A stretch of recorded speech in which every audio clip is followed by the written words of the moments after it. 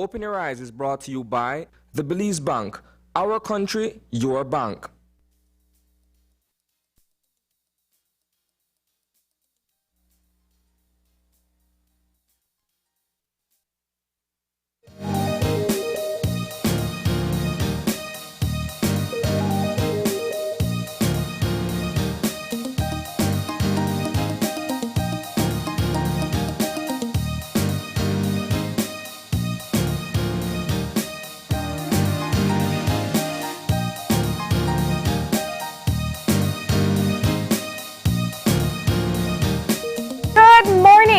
Welcome to Open Your Eyes. Start your morning right. I am John Palacio. And I'm Marlene Cuellar, and thank you for joining us this morning. That's right. Overcast morning in the city, but nonetheless, we're so grateful that you're actually starting your morning right with us. That's a great feeling to know that you're here with us.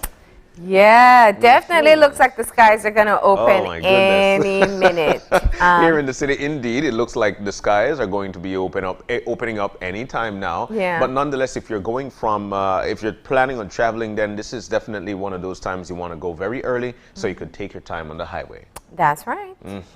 And first order of duty, Marlene, is always to take a look at what occurred in the news last night. And I think there were a lot of things in the news last night we could talk about, but I think the elephant in the room when it comes to news would definitely be the situation going on with the KHMH as to nurses leaving, and there are a lot of things going on there. And I think we definitely need to talk on it so people could better understand what the situation is there. Yeah, and yesterday we were joined on the show by the chairman of the KHMH, Dr. Andre Sosa, and he was able to shed some light on the issues there and really bring some clarity as to how many nurses they would be or they're expecting to lose, as well as shedding light on the fact that for now, there's a short-term plan in place. The biggest challenge will be if we face another COVID surge, which we all can collectively agree we don't want to get there to even test the system because that has further implications. But yeah, and yesterday the Ministry of Immigration put out a release saying that they have not increased the temporary worker permit fee, which was a part of the issue being, well, it's not that they haven't. The fee was increased, but it wasn't implemented last year, and they're saying that that is still in effect. So it still hasn't gone to the $3,000, which it is supposed to. And the Nurses Association are actually saying that it's more than that. It's actually about opening up positions so people can move from point A to point B, especially within their workplace. Yeah. We also had the Nursing Association, Daryl Spencer, on earlier this week as well, and he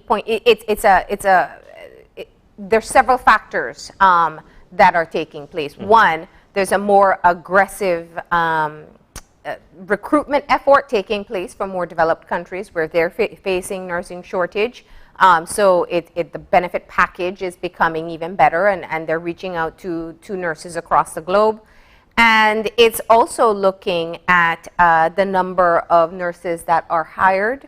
And then there's also the license exam, which is a critical part of it as well. Yeah. Then space being filled with students of UB. Yeah. And I think one of the things that the public have been saying is, it's the trust factor of these students actually now going directly from school into the hospital setting. Yeah, and the Nursing Association actually flagged that issue as well. They spoke of the fact that, it's the mid-career and experienced nurses that are often recruited as well, and that leaves a gap. So you have entry level, and then you have people who perhaps are nearing retirement. Yeah. And you'll know, we all know that it's important that you have people in different phases of their career just so you can have some kind of coaching and training and have a better established system. And I also feel that with respect to nurses from other countries, if our country or what we've got here is a more attractive market. I think the last week we did mention that one of the things, especially for these nurses from other countries, is the language barrier. Here in Belize, we do speak English. We're the only English-speaking country in Central America. So for us, it makes us look like a very good market to actually get nurses from here to go to other countries. Now, what are we doing to make it attractive so we could get some more folks to come on down here and try to suffice what we need with respect to healthcare system? So there are a lot of things that we need to touch on. Yeah, you know, and I keep on saying, because I do firmly believe it, you know me, if there's not a silver lining, there's a silver thread. and that here is being able to discuss this openly, because this has been an issue that has been flagged for many years. The World Health Organization has spoken out about it. Nursing Association in Belize, the Nursing Council, many people have brought up the issue that there is a nursing shortage. Yeah. And we have a lot of young people going into university at this time, or contemplating going into university and considering what career they want to follow. And we hope that this conversation will maybe encourage more young people to consider nursing as a career, because the only way, even the global shortage, but the shortage here, if that's what we're focusing on, that it can be remedied, is if we have more trained nurses who can fill the posts. Definitely. And speaking of the healthcare sector, of course, one of the biggest topics again is the coronavirus. We're seeing a rise in cases. As a matter of fact, I think we're at 156 active cases. We are seeing much more infections than recovery rate. That's what we're seeing at this particular point. So where are we going? Where are we headed to? And I think that, of course, it is the business of the public. What we need to do is to continue to adhere to these social distance, these protocols, so we could eventually keep ourselves at a very low tier when it comes to dealing with this.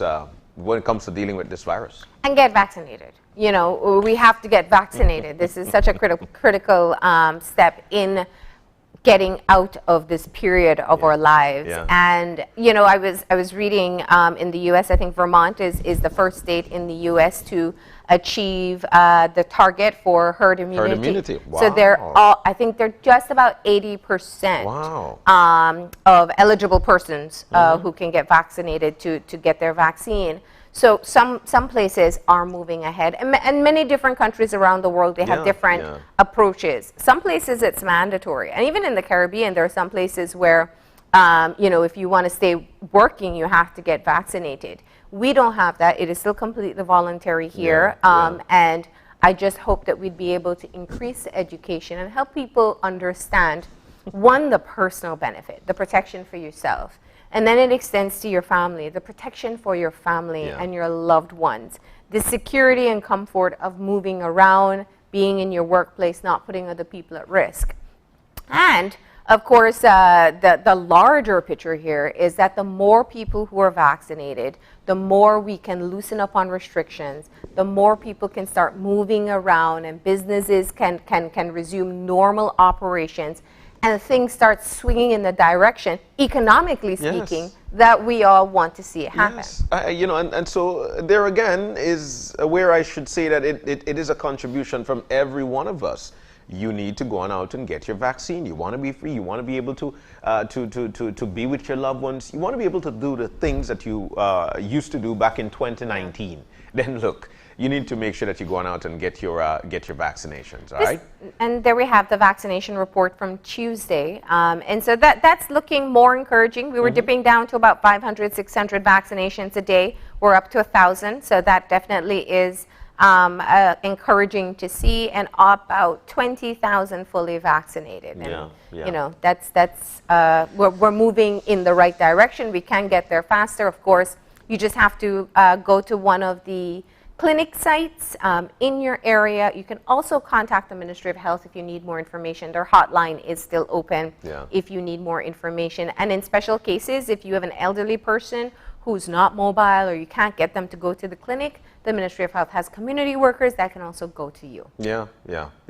So things are being put in place to try and get this rollout, this vaccine rollout, as fast as possible.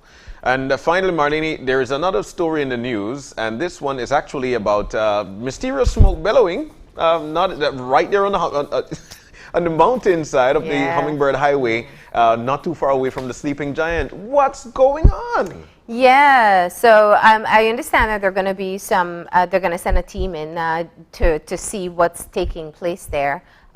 We can't make any speculation as to At what this it point, no, of is. course We not, don't know yes. if it's smoke, if it's something else, if there's some kind of forest fire happening there.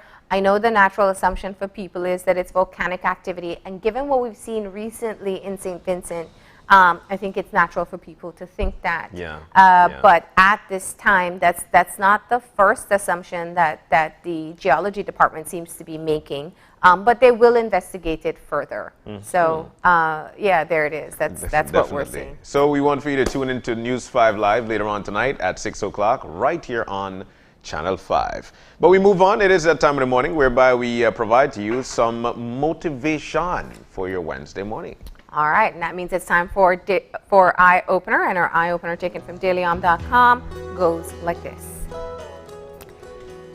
Each time we read for enjoyment, the empathy awakened within us creates entire landscapes in our mind's eye.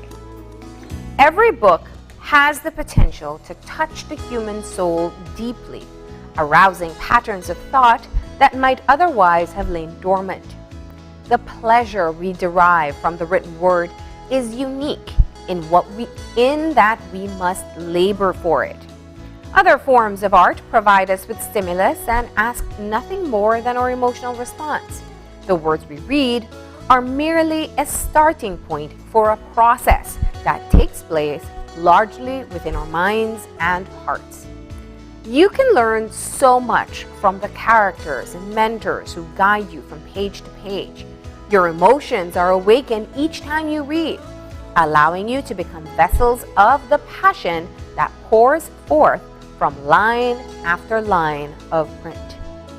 Ultimately, the books you absorb, those that touch you deeply, will become a part of who you are, providing you with a rich and thrilling world within it that you can revisit anytime you wish by simply closing your eyes.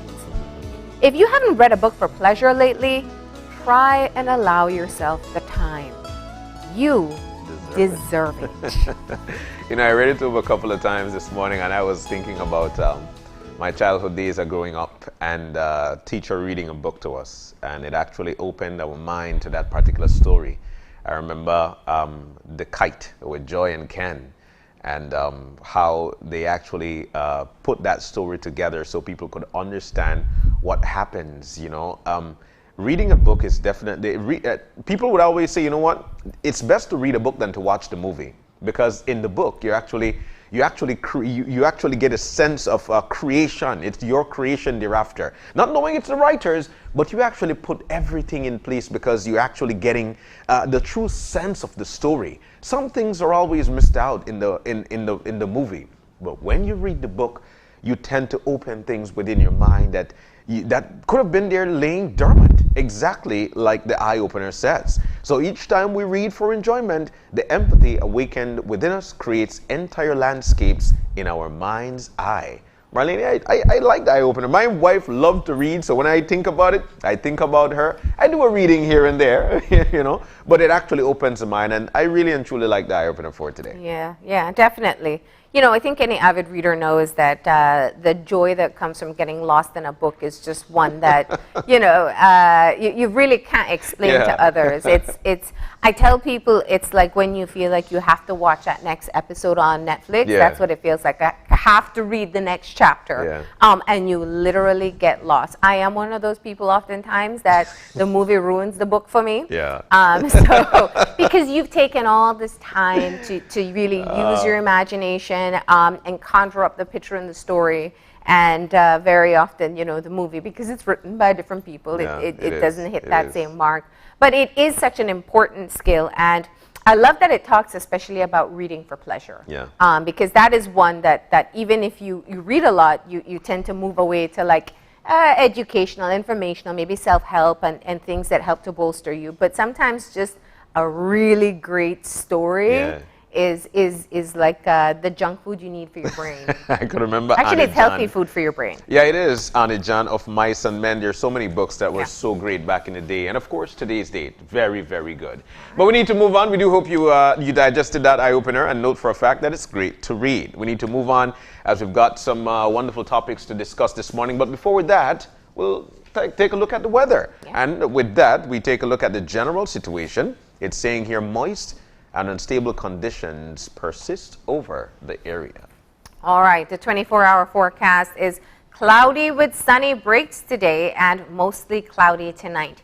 A few showers, periods of rain, and isolated thunderstorms will occur mostly over inland areas this afternoon and then mostly over central and northern areas tonight. Now that comes with some advisories, watches, and warnings. Flood watch, there is the possibility of for flooding over low-lying and flood-prone areas. All right.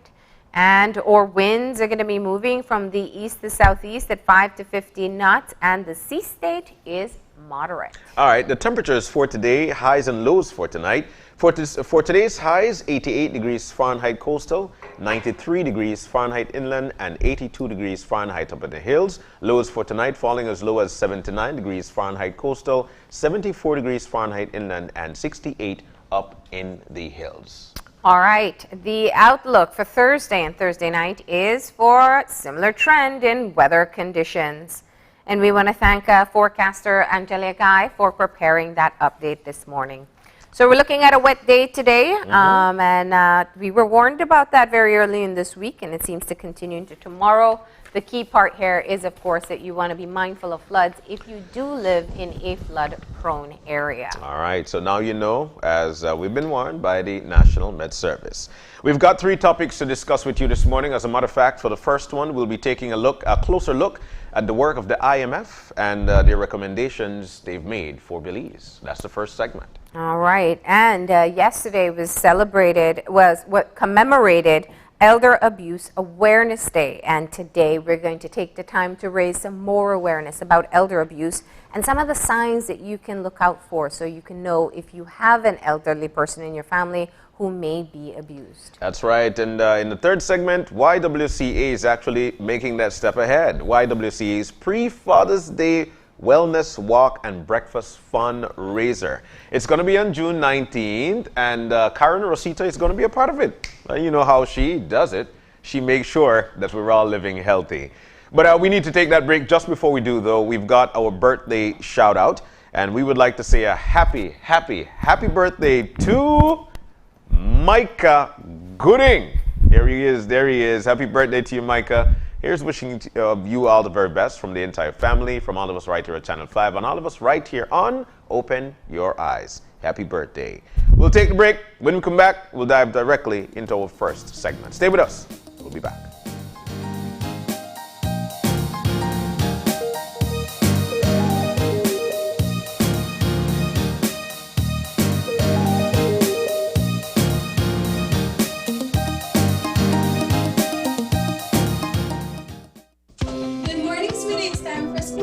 Are you a teacher or public sector employee who is thinking of owning your new home?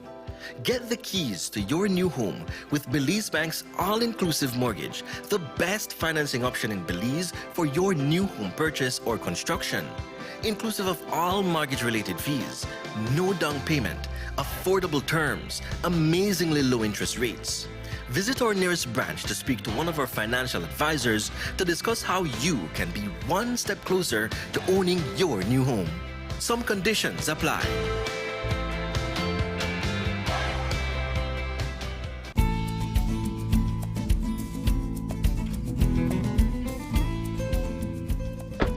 Hola, Tony. Hey Kevin, ¿qué onda? ¿Qué pasa? Nada, le vine a buscar porque necesito comprar más mercancías de vasos y platos desechables para mi tienda de comestible. Me estoy quedando sin esas cosas. No, hombre, fíjate que desde el 15 de abril no puedo importar nada de eso. Y se me acaba de terminar todo lo que tenía hace como 3 semanas. Oye, pero nunca has estado sin esas cosas. ¿Qué está pasando? Mira esto. Esta es la nueva ley que prohíbe todo el uso de plásticos no reutilizables. Esos son vasos, platos, cucharas, tenedores, todo eso. Desde 15 de abril de este año no he podido importar nada de eso. A partir del 15 de enero del 2021 nadie puede fabricarlo. 15 de abril 2021 nadie lo puede vender. Y a partir del 14 de julio del 2021, si alguien te agarra con eso, te multan. Híjole, no sabía eso. Necesito cambiar algunas cosas. Les diré a mis clientes por qué esas cosas ya no están disponibles. Gracias, Antonio. Así es, cuídate.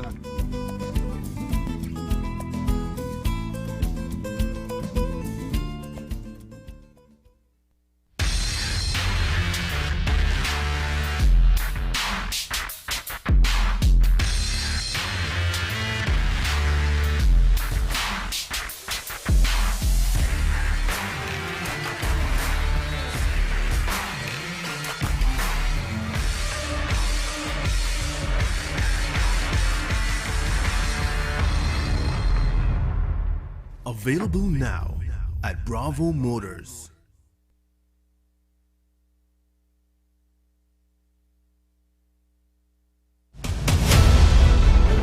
Dwayne Moody, Isani Cayetano, Andrea Polanco, Paul Lopez. Your News 5 Police teams do whatever it takes, go wherever they need to go, so you can catch the story wherever you are, whenever you want, on whatever device. Channel 5 believes on television, Facebook, Instagram, and YouTube, because news is now everywhere, all the time. And so are we.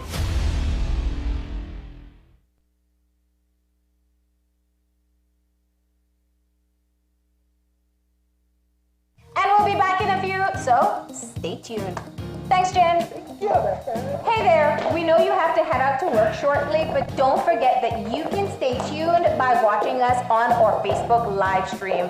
Find us at Open Your Eyes BC, and you can continue watching there. You can also download Facebook Watch on your streaming device, and you can watch at your own convenience.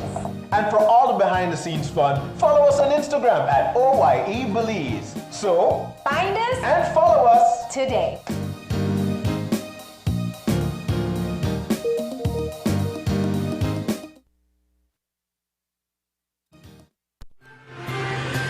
Today's COVID update is brought to you by Fulltech Systems, your technology center, where you'll come for the price but stay for the service.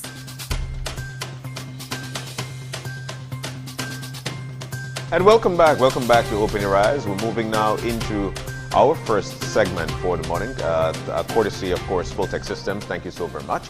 And our first segment surrounds the IMF. It's a closer look at the work that they do and the recommendations that they've got for Belize. Now, in with us to talk about it, we've got Dr. Jaime Guajardo from the IMF Mission Chief for Belize. Senor Guajardo, buenos dias. Good morning. Good morning. We trust that you're doing great. Primarily, the first thing that we want to do is actually break down what the IMF does. So we're talking here, what is the IMF and the role that it plays throughout the world. Let's start there. Okay, before I go to your question, let me thank you for the opportunity to reach out to your audience and explain what we do. Mm-hmm. And also let me express my deep sympathy for the deaths caused by the pandemic. And let me also commend the authorities for their very resolute response to the crisis. No? Now, moving into your question, the IMF is a multilateral institution. We have 190 member countries. We are governed by those countries, and we are also accountable to each of the countries in this institution. Our mandate is to foster macroeconomic and financial stability, and also to promote sustainable and inclusive growth. Now, in terms of the key roles that we have, or main activities, I would say that we have three of them. The first one is what we call surveillance. In there, what we do is basically we assess the economic situation in each of our member countries, and then we provide policy advice. The second main activity that we do is lending for member countries that they have what we call balance of payment problems, or they are near a crisis situation. Mm-hmm. And those lending typically come with conditionalities attached. And the last activity that we do, the last role that we have, is to provide what we call capacity development, which really is a combination of expert advice on some particular issues, and also training in the areas of fiscal policy, monetary policy, financial market, statistics, and others. Now, in the specific case of Belize, our engagement is really on activity 1 and 3. We do surveillance, and we actually just finished the what we call the article for consultation with Belize. And the report where we summarize the key findings of that consultation was published in our website last week. And on technical assistance or capacity development, the last of the activities, there are several ongoing projects with the government at this particular moment. I'm not going to get into the details of which each of them, but every year we provide expert advice in different areas that the government requires our help with. Many of these activities are carried out by CARTAC, which is our regional technical assistance center for the Caribbean. Let me stop here. All right. So you provided some clarity there, and I think that's exactly the right place to start. Now, we totally understand, for the most part, the situation that we are in as a country, especially with respect to COVID-19, and I'm thinking that it happened to nearly all countries across the world. Now, I'd like to go to the recommendations, or as a matter of fact, what were the findings for Belize upon your visit? Very good. As I just mentioned, we concluded the article for consultation, which is the surveillance mission that we do every year to every member country. We concluded the work for Belize on June 2nd, and the report was published on June 7th. What you have in the screen actually is the concluding statement that came in March 12th, which came right after we finished our visit. That's when we had the meeting with the authorities. The actual report was published, as I said, last week, so you can go to our website and you're going to find a much more detailed report of the key takeaways from this mission. Now, let me go into what I think are the two key takeaways from this consultation.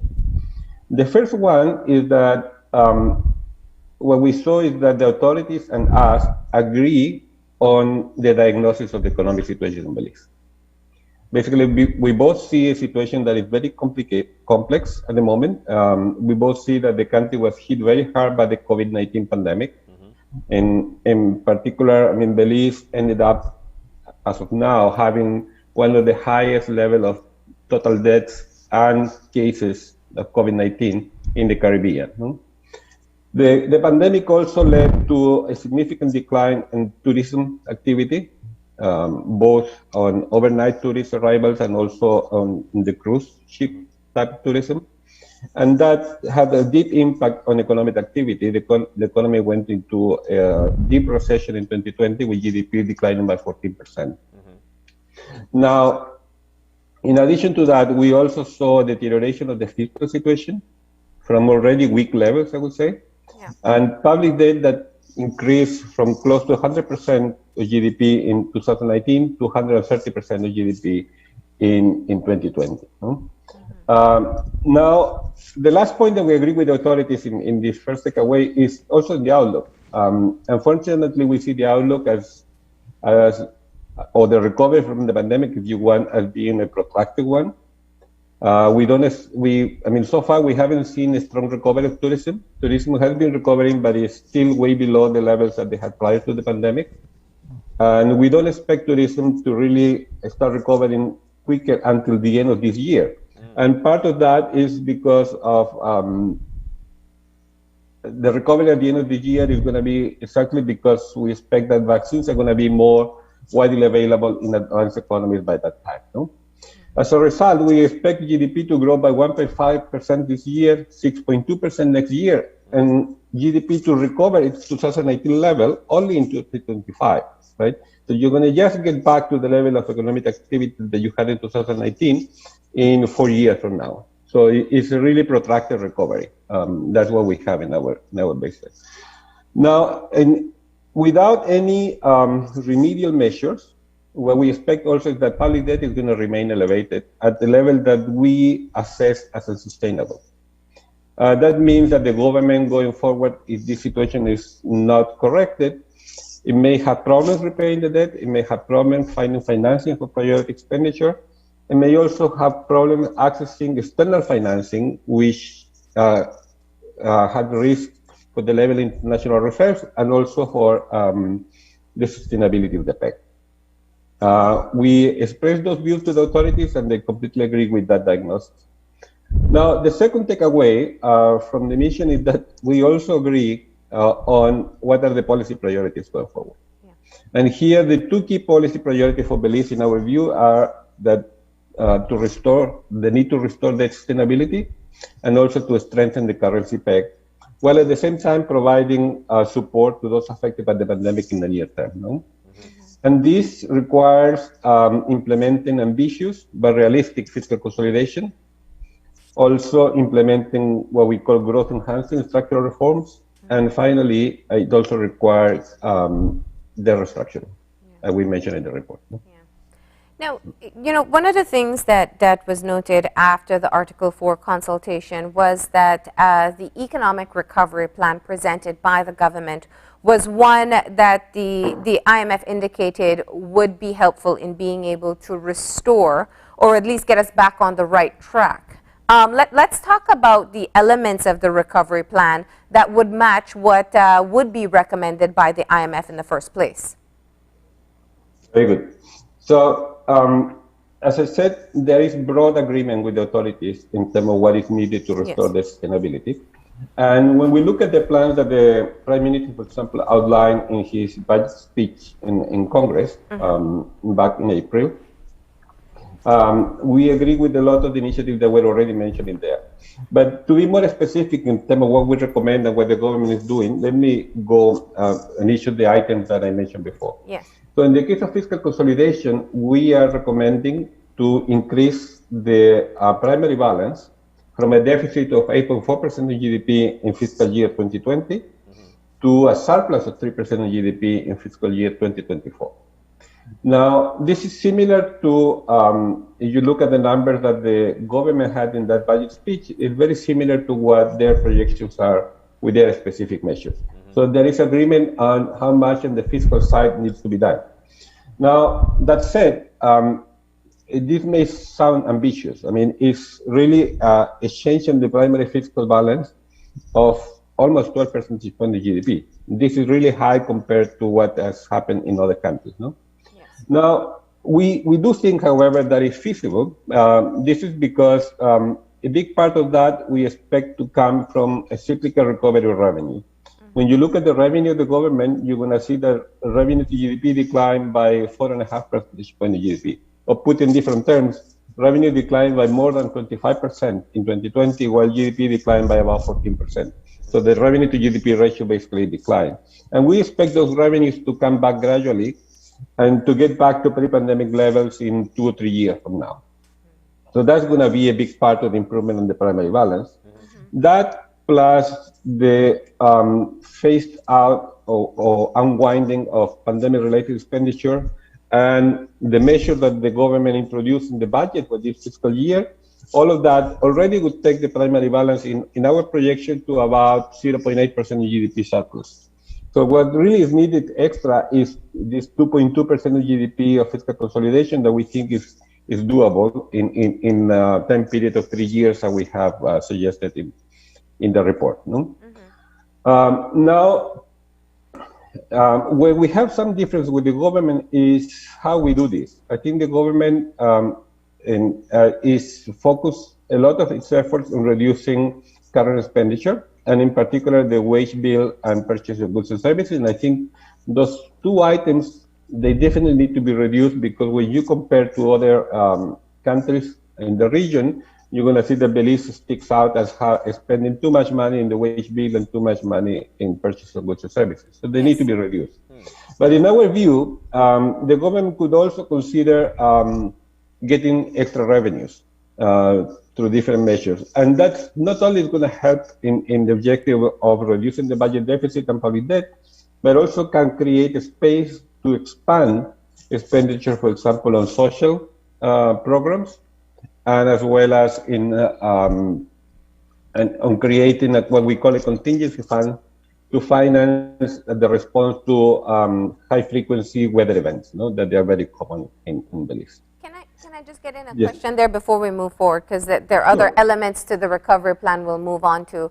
But on the issue of the wage bill specifically, it is the government's choice in how to reduce the wage bill is by an across-the-board reduction in salaries. Now, that is the option that our government has chosen to take. Very often, though, the recommendations coming from IMF are described as very rigid. How do you compare the two? An IMF recommendation for a reduction of the wage bill, would it go in the same direction as to what we have implemented? In this particular Article 4, we didn't do a specific recommendation on how to cut the wage bill. We did mention that it needs to be reduced because it's one of the items that actually sticks out as being too high in the list compared to other countries, as you just mentioned before. However, if you look at the Article 4 in the 2019 Article 4 consultation, there we have some more specific recommendation on how to cut the wage bill. And the recommendation there was to do a combination of a freeze on the wages, but also a reduction on public sector employment through attrition. It means that when people start retiring from the public sector, not everyone that retires gets replaced. Now, the government took a bit of a different approach, and I think the logic for this is twofold. The first one is that the economy is not doing great, so there is not a lot of job opportunities if you start reducing the size of public sector employment, right? So they decided to protect public sector employment and therefore address the issue of the wage bill through wages. The second consideration I think that went through their minds is that they need to do this adjustment program as credible as possible. Especially they need to get the credibility from the market and from the creditors because they are engaging them in, for example, in their restructuring negotiations. And the way to do that is to show that they are willing to do measures that they're going to provide significant savings, even though they may be difficult and costly in social terms. No? Okay, so that points out the difference as to what the recommendations from IMF has been in the past versus what we are doing moving forward. So I think, if I can interrupt you one second, sorry. I think another difference from what we recommended in 2019 and what the situation is now is that the initial conditions are very different. I mean, the fiscal deficit and the amount of data you have now is much higher than what you had when we did the consultation in 2019, right? So therefore, the measures that you need to implement now also need to be more ambitious. Yes, of course. So that's one part of the economic recovery plan, and as you pointed out, also the reduction in goods and services. Now, looking at the plan as it has been presented to you, are the targets achievable for the level of reduction that is being proposed? I would say over the medium term, we have similar targets. The way we get there is a bit different. But I think it is feasible. So the government, in the plan that they outlined in that budget speech, they not only have the reduction in public sector wages this year and also the reduction on purchasing goods and services, but also a freeze on that expenditure for the next 2 years, right? If those things get implemented, then the fiscal consolidation that would happen would be, in our view, sufficient to reach the target of reaching a primary balance of 3% of GDP over the medium term. Now, as I said, we have a bit of different recommendation how to do this. We also think that the government could tap into revenues and have a more balanced fiscal consolidation approach, and it's something that is a bit less risky because you don't put all the eggs in one basket in a way, right? The second point that I want to make is that that's over the medium term. We also have some differences how quick do we get there. We get a bit slower than the government does. And I think the government is a bit more optimistic on how quickly revenues are going to recover after the pandemic.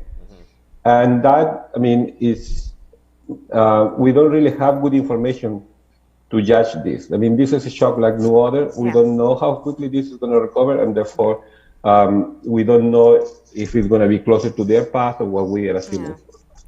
Well, I mean, in Belize's case, you call it a shock, but for us, it electrocuted us. We were starting at such a weak position already. No, I know. And the severity of the debt is one that it's difficult to really paint how dire the situation is. But the point is that there are plans to move forward. I want to get a bit more into the policy recommendations and how important that is in moving forward.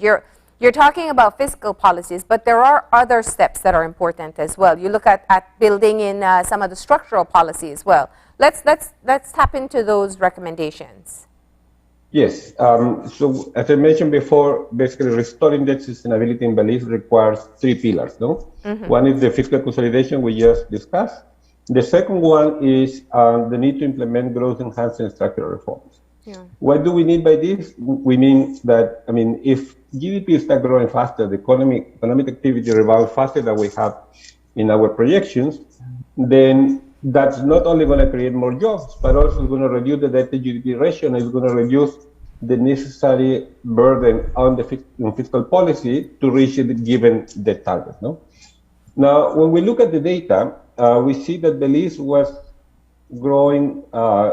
The growth rate in Belize was low even before the pandemic.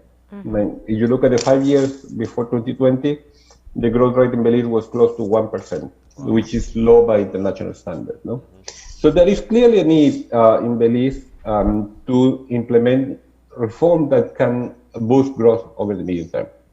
And there, for a number of years already, we've been recommending a set of policies that the government should implement. And I think there is also broad agreement with the authorities on how to go about it.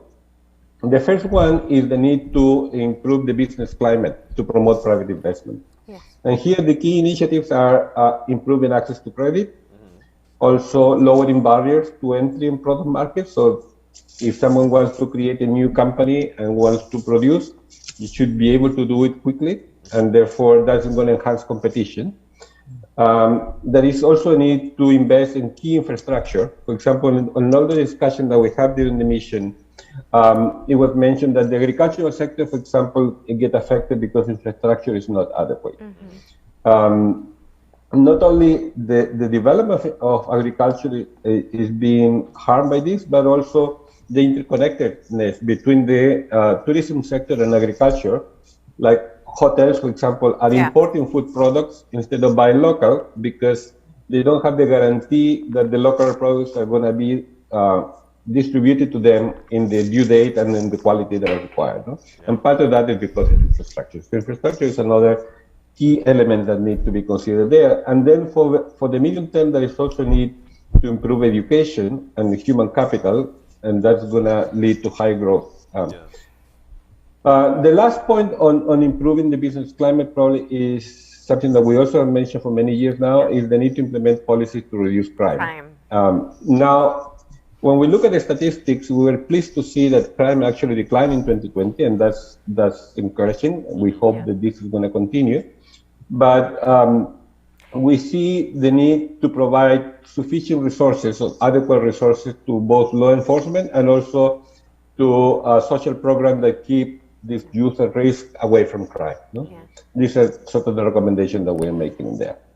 Then on the last recommendation that we have on the structural side is the need to strengthen resilience to climate change and natural disasters. And here, I mean, I don't need to tell you this, but Belize is one of the countries that is most vulnerable to natural disasters. And there, in the paragraph you're highlighting, you have several of them that we have mentioned, no? Droughts, hurricanes, flood, etc. Now, how do we strengthen resilience to those shocks? It's basically by implementing a comprehensive strategy that focuses on three elements. One is structural resilience. The structural resilience means that you build more robust infrastructure. You improve the building codes for hotels, for housing in areas that are at risk of natural disasters. The second one is financial resilience, and here there is a need to create a contingency fund to finance high-frequency, low-severity events, but also maybe to have more insurance for larger events, no?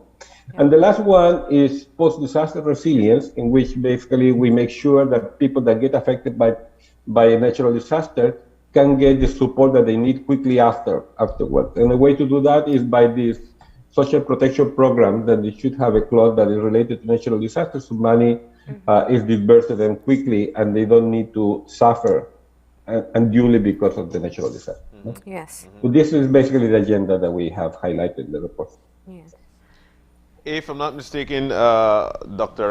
Guajardo, I think one of the recommendations was also to raise taxes, especially so GST. Why is that? Well, why would that be a recommendation? Okay. So what I mentioned before is that we think that the government, when it's doing its fiscal consolidation plan, it should also look at the revenue side. Not just reducing expenditure, but doing maybe a consolidation plan that is a bit broader in its design. No?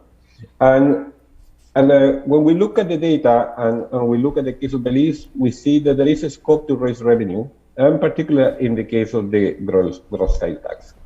So just to give you some details on why we do this recommendation. So in Belize has a standard rate for the gross sales tax that is 12.5%, but then it has several items, a large group of items that they are taxed at the zero rate. We don't believe that all those items are a first necessity for poor households. And therefore, some of them could actually be moved from, instead of having them taxed at the zero rate, to be taxed at the standard rate. And that would bring revenue. We had a technical assistance report. It's a bit dated now. It's from 2012. But that report is, made an estimate at that time of how much revenue was foregone because of this exemption of these zero rate items in the GST. And at that time, it was estimated at about 5% of GDP. We don't think that is as large at this time, but I think it's still substantial. So there is an option there to raise revenue, even without touching the rate of the GST, but just broadening the base, no? Yes. Yeah. It's also critical, and I know it's a part of both the economic recovery plan and the recommendation that collection of revenue is enhanced. Yes. Yeah. Yes. Yeah, that's another point. So one of the initiatives in which the government has actually done a lot of progress is on strengthening revenue administration. Yeah. And that's another way in which we can increase revenue. That means basically that you do more check and balances of who's paying the taxes and everyone, and making sure that everyone is paying its fair share of taxes according to the current legislation, right? Yeah. So you're not changing the tax rate, you're not changing which items are taxed on one rate or the other. You just make sure that if people had to pay tax, they're actually paying it. And that, the progress that the government has done in this is basically coming from an initiative that was done just a couple of years ago, which was to create the Belize Tax Service that basically now has together the GST and income taxes in one side, and therefore they can cross-check databases and make sure that people are not avoiding taxes and everyone is paying the fair share. No? Yeah. Now, Dr. Guajardo, a key component is being able to restructure the debt that the country faces. And as you are well aware, there is an ongoing restructuring conversation taking place with bondholders. And a part of the initial conversation was that bondholders felt that the only way they could feel confident in restructuring was if Belize would subscribe to an IMF program. Let's dive into that a bit, and you can share your perspectives there. Very good. So, as I mentioned before, I think the restructuring is also needed in the case of Belize to restore the sustainability. Now, it's up to the authorities, if the authorities who decide what type of debt they restructure, and also how to restructure it, no? And they negotiate with their creditors on that. Yes. And the government has moved into negotiating another restructuring of the super bond so far. Yes. Now, the super bondholders, among the number of requests that they made in their press release, I think it was back in April or even May. I don't recall now the exact date. One of them was what you mentioned now, that they would feel more confident that the list can deliver on the other parts of the strategy to restore the sustainability if it was as a part of a program. Now, when we had the mission, the authorities told us that they're not considering an IMF program at the moment, but rather they want to do what we call a homegrown strategy. Yes. In which basically the government felt that they have the mandate from the public to do the necessary reform to restore the sustainability, and that's a task of the government. We told the authorities that we are here, we stand ready to help them in any way they think is useful. And that could be a program, it could not be a program, it could be advice, it could be through technical assistance. It's up to them to decide the way that we engage. Yes. But the last point that I want to emphasize is that even though there is not a program, as I said before, there is broad agreement with authorities both on the diagnosis of the economic situation and what is needed to rectify the situation going forward. Yeah. And the government also expressed their desire to closely collaborate with us, both on the design of the strategy and on the implementation of the strategy. And that's what we intend to do going forward. Yeah, for a country to recover economically, it's basically all hands on deck, especially in these tough times with COVID-19. Why the reluctance, especially from the Belize government, to actually join an IMF program? Well, that's a question that probably is best placed for the authorities than for myself. Yeah. My impression, as I mentioned before, is that the government felt that they have a mandate from the public because of the big wins in both elections, that they need to do the remedial measures to put the country back into a path of sustainable growth with macroeconomic stability. Yeah. And they want to do it themselves. Now, it was also mentioned that that's sort of the situation as of now. Of course, it will be reassessed if the economy get hit by another shock. Of course. It could be a natural disaster, it could be a resurgence of the pandemic. I mean, the truth is the outlook is highly uncertain at the moment, and the fact that there is not interest on an IMF program at this particular moment doesn't mean that there would be no interest in the future if the economy is affected by another negative shock. So our homegrown plan, as we've dived into just some of it this morning, it does match a bit of the recommendations that have been put forward by the IMF in the recent consultation. Where does it differ significantly? Okay, so it does match in the size of what we have recommended, although it's still to a large extent the plan, right? Yes. So what has been legislated and approved is the budget for fiscal year 2021, in which there are about 2 percentage points of GDP of fiscal consolidation measures. We think that there is still another 2% of GDP that is needed to get to the target that we recommend. Now, when you look at the budget speech of the Prime Minister, he mentioned the freezing of current expenditure in fiscal year 2022 or 2023. That would deliver those 2% that is missing. But it hasn't been legislated yet, and therefore we don't have it in our budget. So in terms of the size, we are similar. In terms of the composition of the fiscal adjustment, we are a bit different, as I mentioned before, because we would also look at revenue, not just expenditure, on our adjustment program. So that, I would say that's probably the major difference. The other difference is really on in how we view the recovery of of revenue, no? That we see it a bit slower than the authorities do, and we recognize that there is a lot of uncertainty in there. The last point that probably I would like to make, and that's something that we're going to work with the authorities going forward, is there is also a need to develop contingency plans.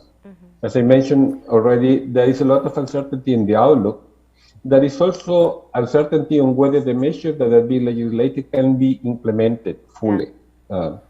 And therefore, if a year from now we find ourselves in a situation in which we haven't made much progress in terms of reducing the deficit or debt according to the plan that we had, the government should have contingency measures, contingency plans that they can implement quickly to correct those deviations. No? Yeah. Sure. Yeah, I was going to ask you, you touched on it very briefly. There are, looking forward, there are risks associated and there are positive indicators that may help us. Let's talk about some of the risks. Naturally, we are in the hurricane season, so I know natural disasters is one of them. What are some of the other risks that we must be mindful of moving forward?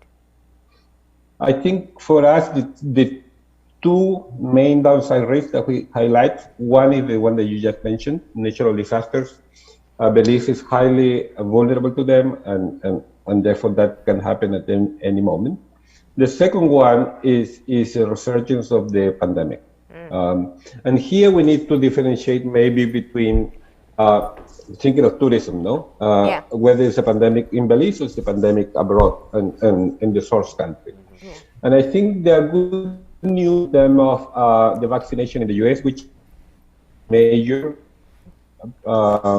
country where the resurgence of the pandemic in the US maybe is a lower risk. The resurgence of the pandemic in Belize is still a risk because vaccinations are not to the same level as in advanced economies. That, to our understanding, is that the country has secure vaccines for about 1/3 of its population, and they still need to procure the rest to reach the target vaccination that is about 70% of the population. Now, that's on the downside. There is also, we recognize, an upside risk, which is what if the manufacture of the vaccine and the global sharing of the vaccine improves? And that can lead to a faster recovery of both economic activity and tourism, and that's going to have positive spillover for Belize. Nice. So increased access would definitely be helpful. And of course, if we have willing participants as well to take the vaccine. Yes. And what about other positive indicators? I don't want to be all doom and gloom this morning. We are seeing, with the vaccination rollout in the United States, we are seeing more tourists coming back to the country. The possibility of a faster rebound with tourism in the country. Let's talk about some of the things that will be positive indicators for the country moving ahead. Yeah, definitely the possibility or the risk, I would say this is a positive risk, right? That tourism recover faster than we expect is a possibility, partly because the US has made a much faster progress than we expected on vaccination. And therefore people may be more willing now to go out. But there is still a lot of uncertainty. First, we don't know, if the behavior of people has changed, whether they're still willing to go international for holidays or they want to do it more locally. We don't know if their wallet has been hurt as well, if they have the savings to finance a trip like this at the moment. And finally, we don't know how they're going to decide where to go. We don't know if what really matters for the tourist is I'm vaccinated or is the country I'm going to, I want people to be vaccinated. And therefore, I'm going to be deciding about different locations and I'm going to go to that one that I think is safer. We don't know exactly what the drivers are. But there is the possibility that tourism recovers a bit faster than we have in our study. Maybe another positive news that I would mention is that commodity prices have gone up. Now, it's a mixed news in the case of Belize. On the one side, energy prices have increased, and you've seen an increase in inflation in recent months. On the other hand, the price of the product markets, especially those related to fruits, have improved, and that's going to bring more effects back to the country. Okay. So that's definitely something we can look at as well when we talk about the agriculture sector. There's also, you spoke of the revenue projection, and we looked more at collection. But earning more is important as well. I always use the example, when things get tight at home, people take on a new side job or a business on the side. What are the opportunity for entering into new markets or new industries? In my experience, I mean, those takes time. So on the one side, through structural reforms, as I mentioned before, you can definitely enhance activity and competition and more participation on the production side. On trade itself, you would open more to trade, or you would have more interconnected with your neighboring countries and have more international trade that could also help. Yeah. But that would depend also first on their willingness to open, and second on the health of their economy. No. Yeah. So we don't expect this to be a big driver of economic activity in the near term, but hopefully will be a driver of economic activity over the medium term once the structural reforms and the issue of sustainability have been resolved, and therefore the confidence in the Belizean economy has improved. Yeah. Now, just I think one of the outlooks from the consultation, and I want to ask you if it perhaps is just looking at worst case, best case scenario, or the kind of the middle. When you talk about it taking 10 years for Belize's GDP to return to what it was pre-COVID in 2019, and I think for us, we know that 2019 was already not good financial footing. Is that kind of the most conservative estimate that we're making that you are making at this time? It is conservative. It's not 10 years. It's 2025. 2025, sorry. Yeah. Yes, yes. 10 years is what we use for debt, but yeah. For GDP we use it's more like 5 years. Huh? Yes. It is conservative. We've been conservative in terms of estimating what is going to be the recovery of tourism. We don't, I mean, when you're in a situation like that in which Belize is, I think the worst you can do is to be unrealistic in terms of your projection and to be too optimistic, because that's going to lead you to implement less on the policy side than what is needed to restore the sustainability. It's always better if you get surprised on the positive side, maybe you can lift the brakes a little bit, and maybe you don't need to implement as much fiscal consolidation later on. But the opposite position in which you started by doing too little, and then you realize in a couple of years from now that you should have done more, then that could be a situation in which you really hit the wall and maybe you can fall into a crisis position, right? And that's something that we want to avoid, and that's why we, in our projection, we've been conservative. Okay. And the last question for me is just, what is the role of the IMF in support moving forward? So we plan to keep a close collaboration with the authorities. We actually talk to them quite often. We meet at least once a month, sometimes more often than that, just to get an update of what the economic situation is and to discuss some policy issues if some questions come along. No? So we want to keep that dialogue going and to discuss very closely what policy option Belize has, what we would recommend, what would be the impact of different measures that the authorities are considering. Bring up our strength really is to bring up what is the international experience, what other countries have done, what has worked somewhere else, what has not worked somewhere else, and to bring that knowledge to the authorities so they can actually use it when they are developing their plan. The second way in which we plan to keep engaged is by providing this capacity development that I mentioned before. And there are already a number of projects that we are working to provide Belize on in the areas of fiscal policy, also in the areas of monetary policy and financial markets, including through CARTAC, but also a mission that there are staff directly from the IMF in those areas. And that with that specific expertise, I think Belize can move forward with some of the structural reforms and the policy priority that they have outlined. So that's the type of engagement that we are looking for this year to come. And eventually, if the government change their minds and at some moment we consider maybe asking for an IMF arrangement, that's also a door that is open, and we would be happy to work with authorities in any way they consider is useful. All right. Dr. Jaime Guajardo, we're so grateful that you could have joined us this morning to break down what the IMF does and how it looks at countries, especially specifically ours, and try to provide that much needed help that we needed. Thank you so very much for joining us this morning. Thank you very much for having me. All right. Marlene, we're about to take a break, and when we come back, we'll be discussing raising awareness with elder abuse and signs to look out for when that's happening. We'll discuss that when we come back.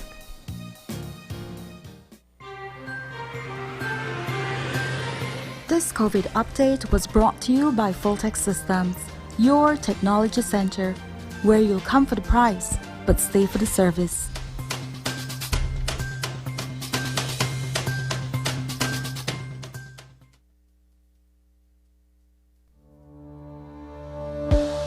Working off-site doesn't mean you have to be off your game. Studies have shown that simply adding a keyboard and mouse to your laptop increases productivity by 26%. Add a monitor and you'll be 35% more productive. At Fulltech Systems, we have what you need to enhance your remote work or e-learning experience. With devices such as headsets, video conferencing monitors, webcams, keyboards, mice, docking stations, all with the brands you trust. Keep connected with collaboration tools like Microsoft 365 Suite and Kaspersky and perform efficiently no matter where you are. Fulltech Systems, your technology center, where you'll come for the price, but stay for the service.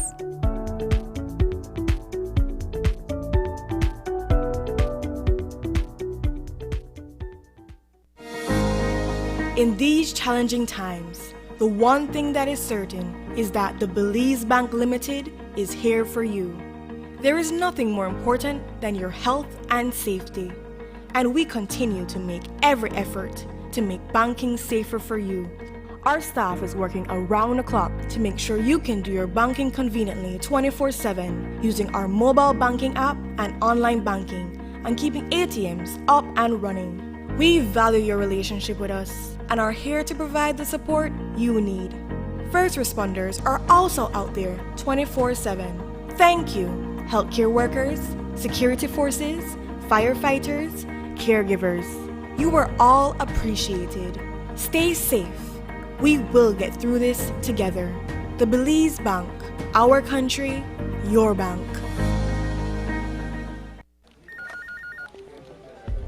As one of the largest cable and internet providers in Belize, CBC strives to provide our customers with the highest standards of quality, value, and service in all aspects of cable TV and internet. Monitoring our systems closely, our technicians combine creative planning and state-of-the-art technology with years of experience and training to develop and provide the most reliable and advanced cable and internet service to exceed your expectations. For CBC and our team of talented engineers, technicians, and customer service representatives, delivering less than the very best is never an option.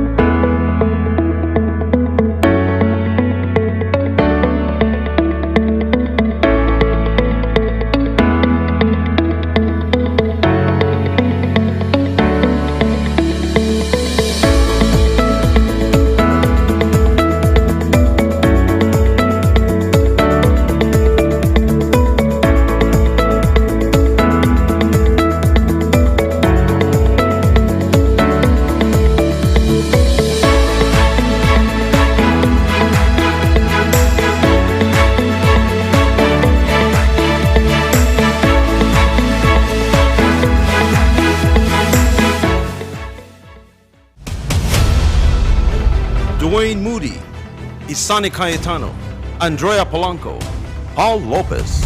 Your News 5 Belize teams do whatever it takes, go wherever they need to go, so you can catch the story wherever you are, whenever you want, on whatever device. Channel 5 Belize, on television, Facebook, Instagram, and YouTube. Because news is now everywhere, all the time. And so are we. And we'll be back in a few, so stay tuned. Thanks, Jen. Hey there, we know you have to head out to work shortly, but don't forget that you can stay tuned by watching us on our Facebook live stream. Find us at Open Your Eyes BC, and you can continue watching there. You can also download Facebook Watch on your streaming device, and you can watch at your own convenience. And for all the behind the scenes fun, follow us on Instagram at OYE Belize. So, find us and follow us today.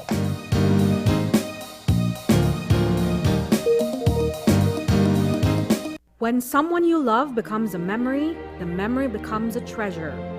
Channel 5 introduces the Daily Obituaries.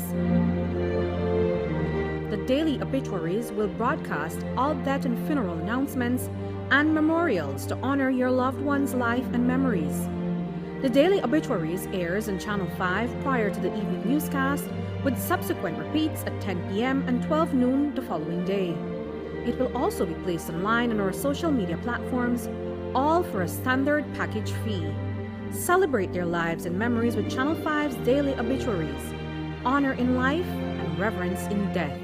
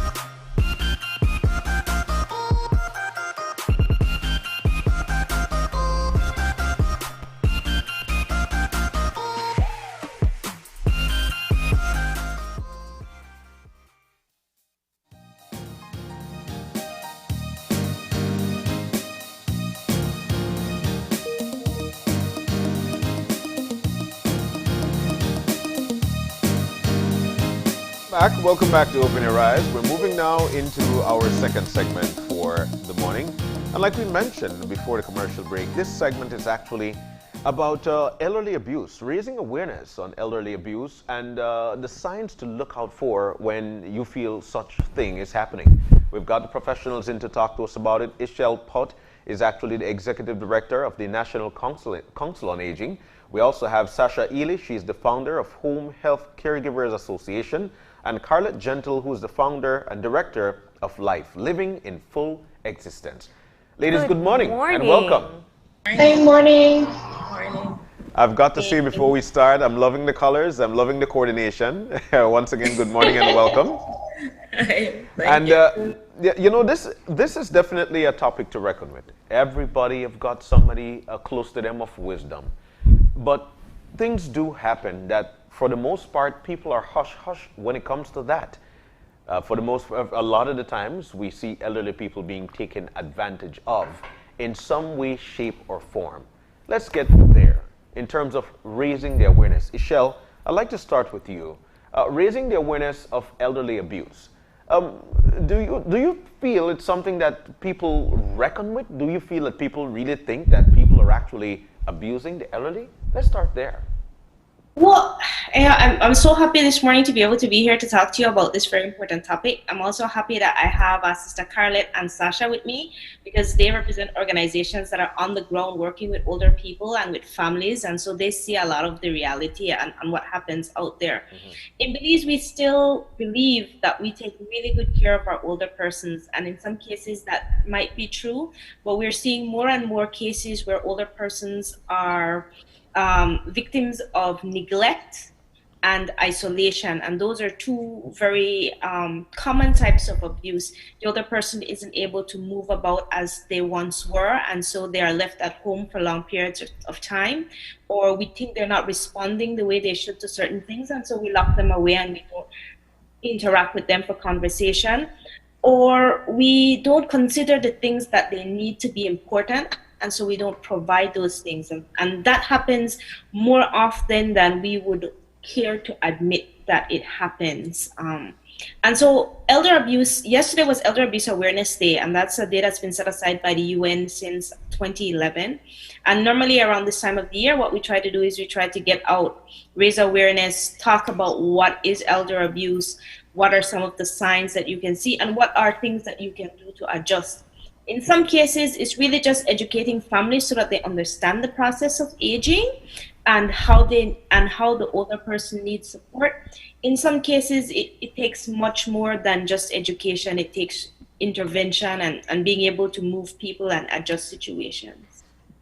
What would you say is perhaps the most common form of elderly abuse that we see in the country?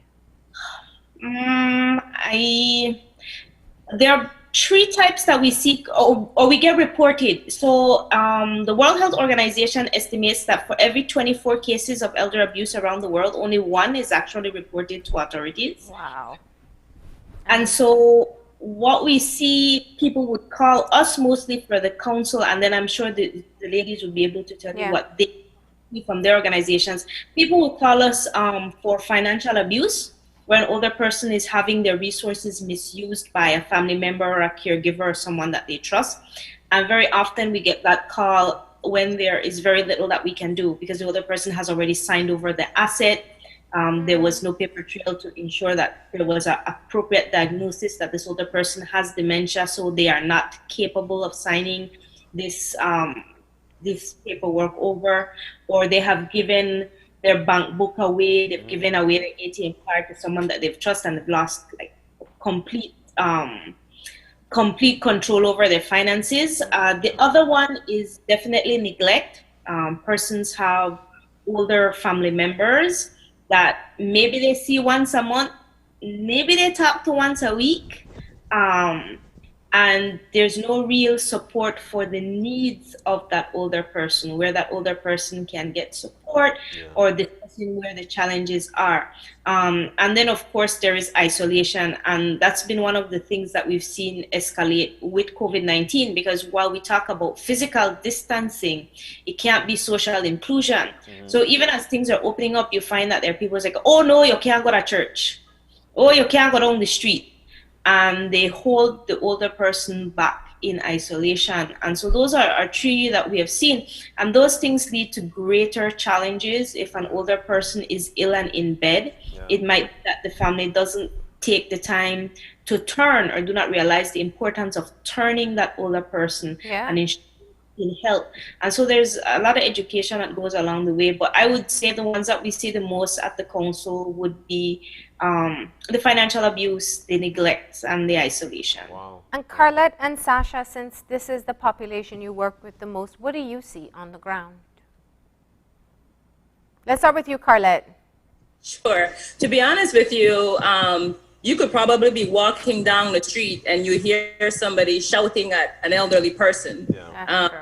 And that's one. When you go into the home, sometimes Mama, you don't get up from you say, you know, so it's that kind of emotional toll. So that leads to emotional abuse of elderly. They might not physically be putting their hand on that person, but it don't stop to think how those words can impact that person. So we see that one a lot.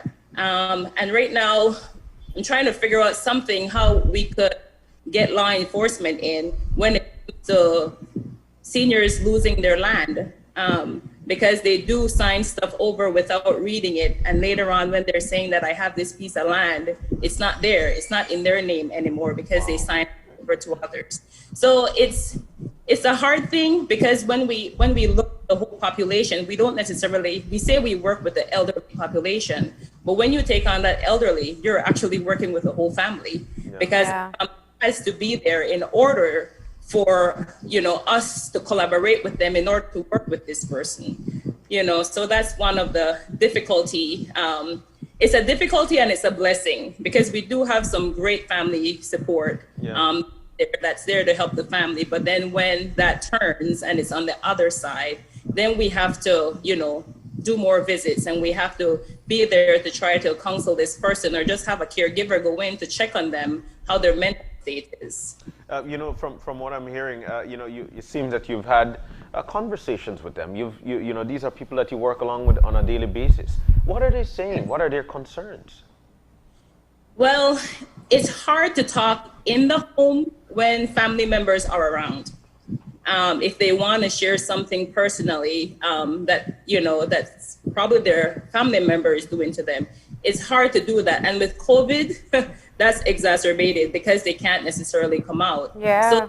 So we would have them come out to social support group. And then that's probably when some of them will probably pull me aside and say, sister, I have to tell us something. So they will tell me a little bit about what's happening because their family members are not around and they feel safe enough to share that. When you're in the home and the family members are around, it's hard for them to share what they want to share.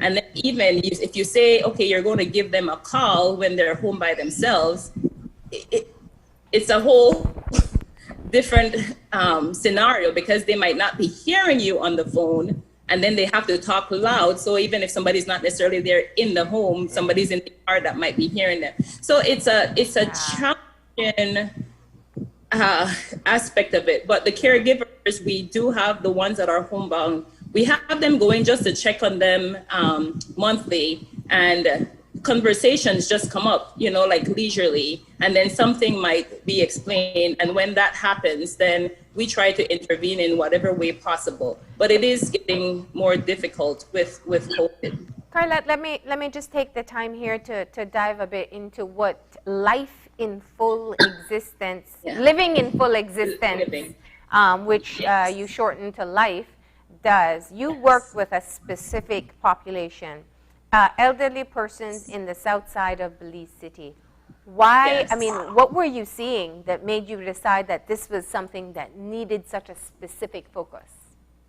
Yes, actually, when I was going to UB, seems like years ago, when I was going there, most of my topics that I chose was working with the elderly. So I did my research around the elderly population, but I realized that there was really not much available to them to access. So when I was finished, I signed up for a grant, and from that grant, I asked for like a research grant. So I basically created a survey that I walked around different parts of Southside to 100 homes, just asking seniors 60 and over if they wouldn't mind answering some questions. And from the questions that I had, that's where life was birthed because the needs were there. And so it's a live aspect that I focus on that were the needs of the seniors. So basically, it's transportation to and from the medical appointment. Our community, the Sisters of Charity of Nazareth, actually donated a van to us that's handicap accessible, which is a blessing because I used to take them in my car, and to transfer them from wheelchair to car was a headache, and I really was afraid I would pull my back one day. So that it's very helpful to have the lift on the van. Nice. So we transportation. We have a support group where they would come out to, and so they would gather for 3 hours. 3 hours sounds like a long time, right, for seniors? But no, when they were finished at the end of that 3 hour period, they did not want to go home because we do have, it's like a social session. So we have prayer and singing, and then we play bingo. So if I go over in that first session, they assist is at time for bingo. I have no doubt. Right? But because the social interaction is so important and often lacking, especially in our elderly population. Yes. Let me get Sasha in. Sasha in. Sasha, similarly, you found a niche that was also incredibly important in this country, which was providing trained caregivers within the homes. Let's talk about where that came from and what you're seeing on the ground. Hi, good morning, guys. Good morning. It's nice to be back. Yeah. Well, I started this because my mom, she was a caregiver, and I used to tag along with her, and I saw the condition that her patients were in, and I saw the need for a home that the caregivers can go to. So on my end, it was like I'm not only helping the elders, but I'm also helping an entire community of caregivers. Yeah. What I've seen on the ground since 12 years, it's actually really sad. We definitely do not have that family aspect or dynamics that we think we do in Belize anymore. It's definitely not the same.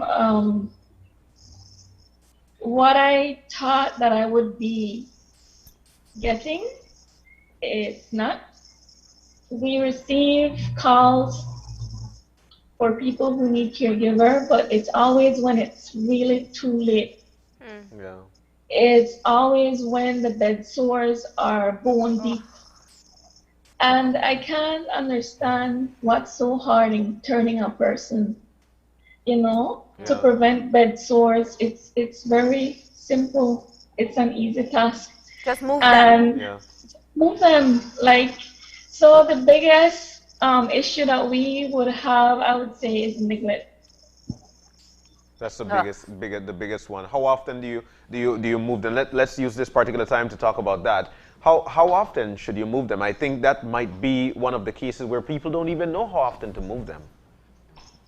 Well, if they are, it depends on their condition. If they can get up and walk, then that is what you would do. But you have some cases whereby family members would tell them, you stay there and don't move.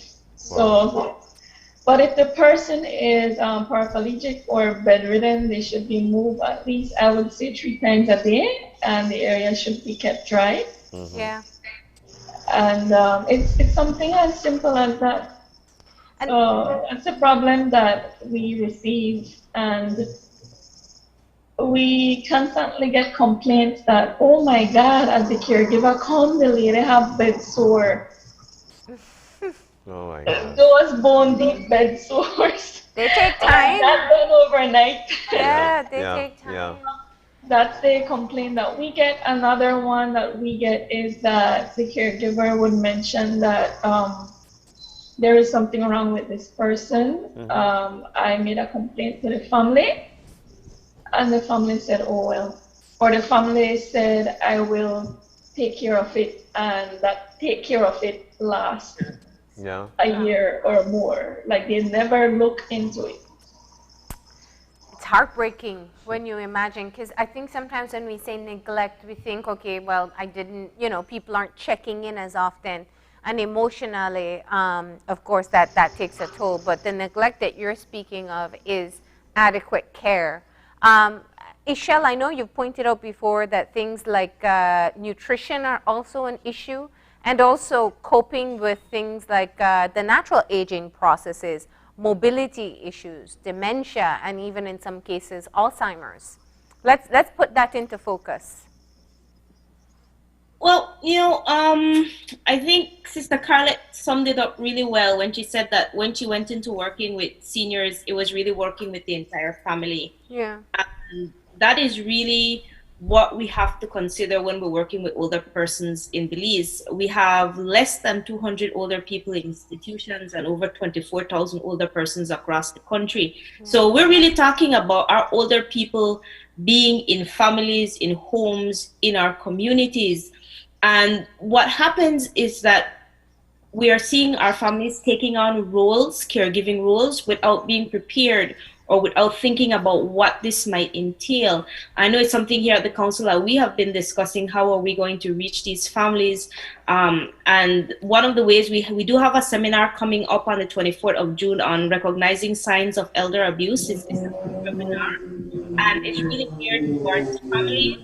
If you have an elderly member, because it is often a family member from the outside that is going to say, you know what, there is something wrong here and I can't put my finger on it. Because the older person themselves will be very hesitant to report any case of abuse, and that's why elder abuse is often considered a silent epidemic. As Sister Carlette said, they're waiting for an opportune moment where their caregiver or the person in charge of them isn't around so that they can tell you that something's happening. But sometimes it's shame. It's, how am I going to tell someone that my daughter isn't feeding me? How am I going to tell someone that my son has taken my bank card and won't give it back to me? Yeah. Especially as a mother, yeah, that's a tough thing that you'd be asking them to do at that time. So what I was going to ask, as an outsider, what are some of the signs that you can look for? So if a elderly lady won't report her children or her caretaker for abuse, what can an outsider see or notice or pay attention to maybe recognize and recognize the abuse and make the report? In most cases, it would take someone who has known that person. So you are trying to get in contact with the person. Say you're trying to phone them, and you've tried to phone maybe 3 days in a row, and you're still unable to speak to that person. Or when that person comes onto the telephone, they are very rushed. They can't talk. They need to go.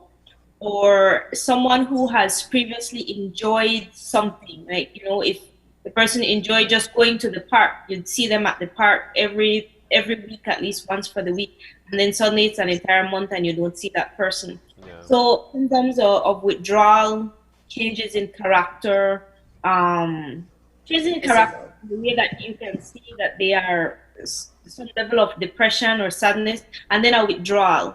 And that's like, I'm sure Sister Carlette would be able to know that something as one of her seniors, if they call you to come to social activity and this time of feel like do it today. That's not normal, especially when there are so few things that older persons are able to get together and be in a community. So those are some of the things that you can look out for. In the way of financial abuse, one of the things is if an older person suddenly has past due bills. Older people in general don't like owing anybody for anything. You're right. Everything needs to pay up front. That's true. If you find an older person who suddenly has, they owe light bill, they owe water bill, they suddenly don't have enough money for things that they used to have money for, and they can't explain it, or, you know, they're just like, no, it's all right, you know, and kind of shy away from it. Those are indications that something has happened, something has changed, and whatever the change is, it is not a good change. Can I ask before, because I do want to ask, I mean, both Sasha and Carlette have really great programs going, and we want to encourage and promote them. But just, Ishel, on that issue of financial abuse, has there been any work on the other end? Perhaps educating people within the lands department, people with at the Treasury, even working with financial institutions to detect signs or develop checks and balances that will prevent the elderly from being abused in this way? Honestly, Sister Carla shaking her head, you know, unfortunately. Is it too hard? Tell me. The answer is no. And it's not necessarily that it's too hard. It's, well, getting reports and people who want to follow through so that you can document that this thing is happening and that we actually have a problem. Because what we face a lot of time is anecdotal data. That people don't have data. But then when you go, okay, so I'm going to put your name and your contact information, I go, wait, Miss Scott. So sometimes that is a challenge. Also, the way our laws are set up is that there's nothing really in place for you to be able to protect older persons. That legal review and reform really needs to be done, and that's something that we need to advocate for and push for. But you know, Ishel and Sasha and Carlette, we're actually talking about elder abuse and awareness. So while we're doing that, where do we report anything to? That's a difficulty because it's not necessarily a place that you can go. You might make a, like we work with the precinct behind here in Southside. And so we would have police come over and basically learn about what we do and, you know, who we work with. And then come in to talk to the seniors themselves about some of these things. Now, that's for us to them, but then when you talk about training for the policemen on how to deal with an elderly, because we have one right in our area that right now she has dementia, and so she feels like everybody is trying to take her land, everybody is stealing her food, and she goes to them constantly. And so every time I could see from my office, police are always over at her home. How do you deal with that? Yeah. You know, there's not a certain thing or a place that you can go to say, you know, I'm working with this elder, can you all help me since this is specifically what you do? There's nothing. So how do we raise awareness if there'll be no justice? Well, that's the biggest challenge. That's the biggest challenge, actually. What has actually been happening, and it's the way we've been coping, it's not necessarily the best way, is that organizations, when we get referrals at the NCA, we make referrals to the Department of Human Services, and then the department intervenes and they're able to bring some resolution in most cases. In some cases, the law is still against you because if an older person won't take a certain amount of responsibility, then the way the laws are written, you cannot step in and intervene on behalf of that older person. So there are still challenges. Yeah. And so what you'll see is that these two ladies here, even though their organizations aren't necessarily set up to deal with cases of elder abuse, you find that these are partner organizations that the NCA would call upon to do on-the-ground work and mitigation for older people. So it's not a perfect system, and it's definitely something that we have to really look at, analyze, and see how we can address this issue in a tangible way. Where do older people call for support? Where do family members call for support? There's sometimes it is a family member that's going to be saying, you know, so and so have me ma lock up and I can't talk to me ma. What? How do I get around this? Yeah. And you can bring in the police department, you can bring in the Department of Social Services, but it doesn't always mean that the resolution is what you needed. Yeah. Because they can only do so much. Yeah. Well, I mean, And and let's face the reality here, they have to go back home. So making any report, where would they go, you know, I was just going to say that. Exactly. Go ahead. Yeah. I'm just making that observation. You tell me the experience. Yeah. No, but I'm saying, yeah, we would probably work with this senior to go ahead and try to make that report, but they still have to go home to that person. Wow. There's not in the same environment for safety, which makes it so hard because how far would you take this? Yeah. And the life of the senior is at risk. Yeah. Well, that's the hardest part, you know, when you know something is happening. So Sasha, let me come to you, being that we just saw you on screen. What is the hope at this point? What do you hope, especially for our elderly? I hope that the government can provide some type of safety net for the elderly, somewhere that they can go to report elderly abuse. I honestly think that, like with everything else in the country, we lack resources. Yeah. Because I know of a case of an elderly abuse case. The right authorities were informed, but they were so slow to move because they themselves, they don't know how to handle the case. Yeah. So they try to avoid it. Yeah. And it's sad to witness. So I would hope that the government can come up with some type of solution. I know that this solution may entail opening a facility to house these people, because if you cannot remove them from the environment, it defeats the purpose. Yeah. You know, so we have a very large task on our hands, but I think that doing shows like these and continuing with the elder abuse awareness, it will eventually help with rectifying the problem. Ishel, you said earlier there are 200 elderly persons in residential homes and about 24,000 across the country in homes. Less than 200 in residential. Oh, less. Okay, less. And that they're at capacity. And anybody will know it's hard to get a space in residential communities at this point.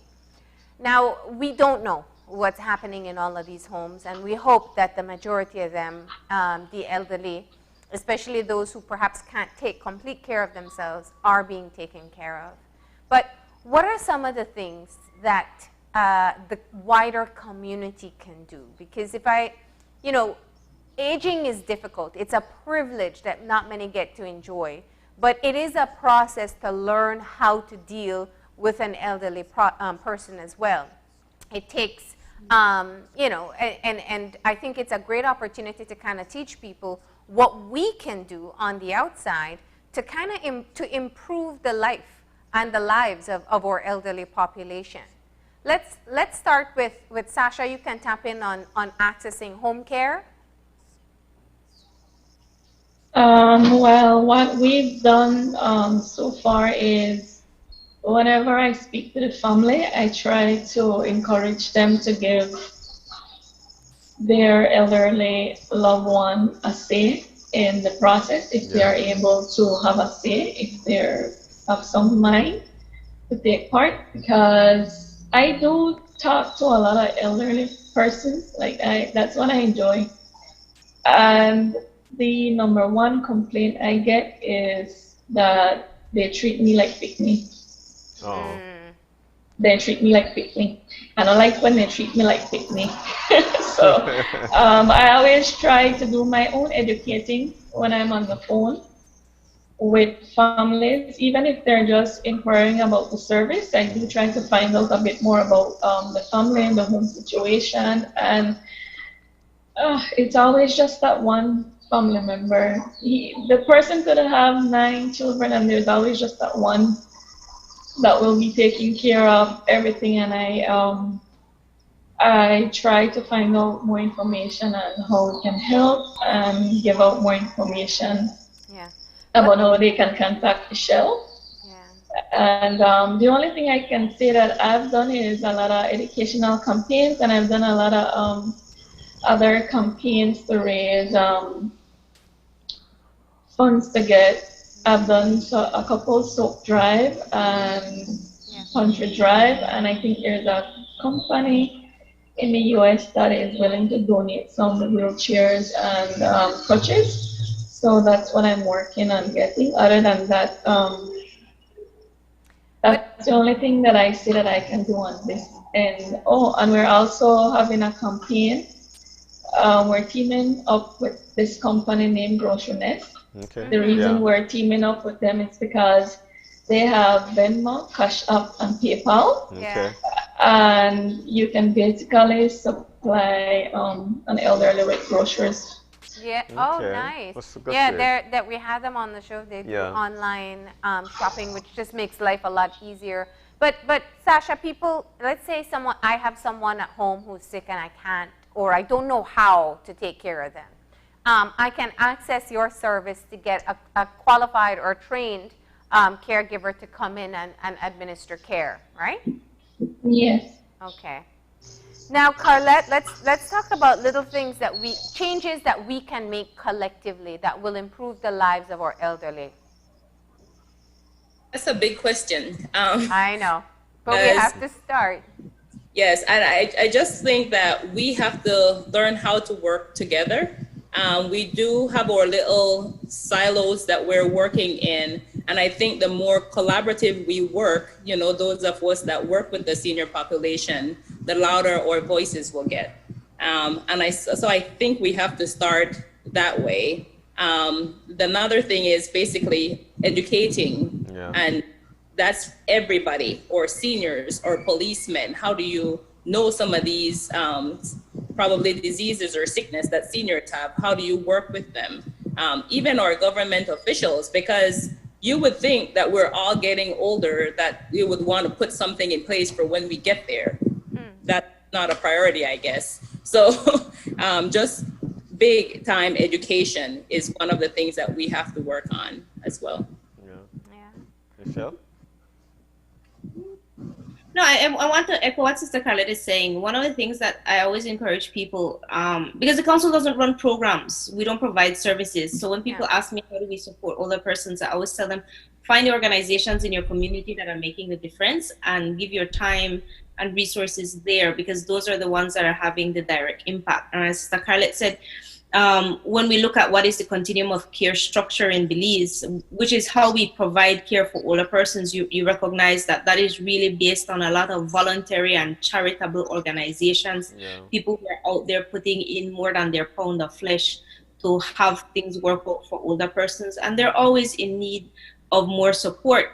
One of the challenges that COVID-19 has revealed for the older population is how much older people themselves volunteer for other older persons. You would have a lot of active older people who would still be driving and they would pick up somebody to take them, or they would be distributing meals or providing extra hands. And when the onset of COVID-19 and the vulnerability of older persons, 69% of all the deaths we've seen in Belize have been older people. Wow.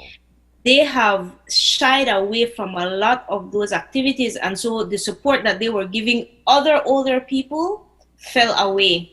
So, you know, there's ample opportunity to volunteer, and just as these two ladies said, education.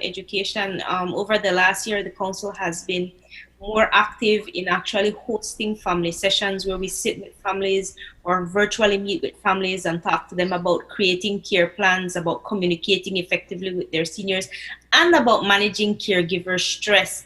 That is something that we assume that, you know, you're going to take care of somebody and you're going to know automatically what to do. That happens a lot of times. You think, oh, you might just take care of your mind and be all right. But there are stressors that come with that. There are things that you need to know, and there are activities that you as a caregiver have to do to maintain your own wellness. And so kind of putting the communication on that end has been one of the things that the council has started to do. And then seeing how we can increase our networking and being able to work with a larger group and really hear what people are saying on the ground and where we can intervene. That's why I'm so happy that this agreed to be here today. I agree. And, you know, I do hope that we can take more time to learn more about life and the Caregivers Association. But we've just scratched the surface of this issue, but it is critical that we keep on discussing it more often. Thank you, ladies, for joining us, and best of luck. And we hope that we all will be more considerate towards the elderly population starting today. Thank you. Thank you, too. All right. And with that, we're going to go ahead and take a break. And when we come back, we'll find out all about the upcoming Father's Day Wellness Walk being organized by the YWC. So please stay tuned.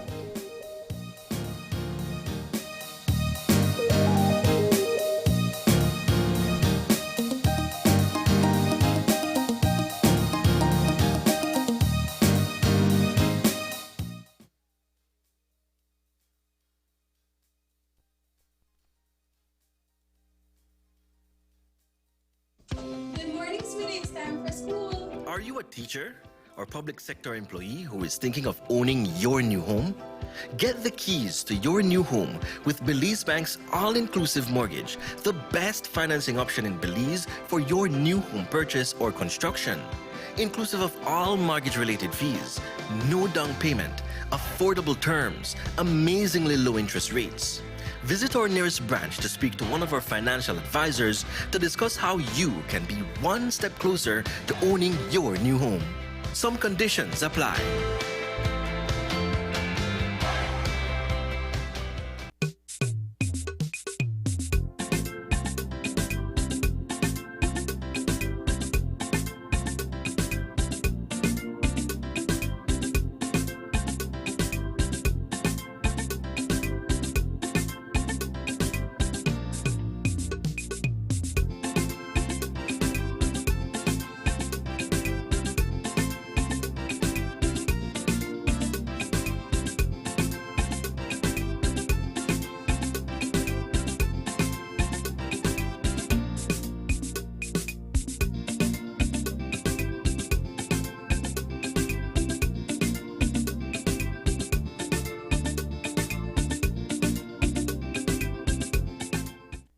It's a fact that with Smart, you get truly unlimited everything.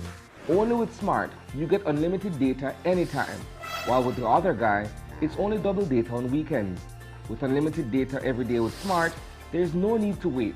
So, it's a fact that our unlimited plans beat the competition. Stop being measured and told when to use your data and get unlimited talk, text, and data. Experience the true unlimited plans with Smart. That's a fact.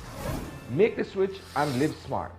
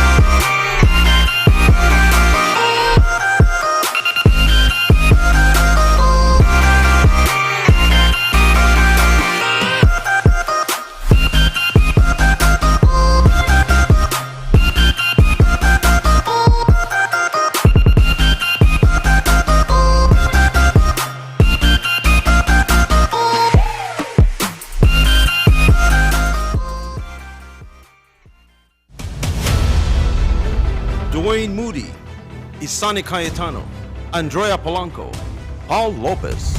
Your News 5 Belize teams do whatever it takes, go wherever they need to go, so you can catch the story wherever you are, whenever you want, on whatever device. Channel 5 Belize on television, Facebook, Instagram, and YouTube, because news is now everywhere, all the time. And so are we.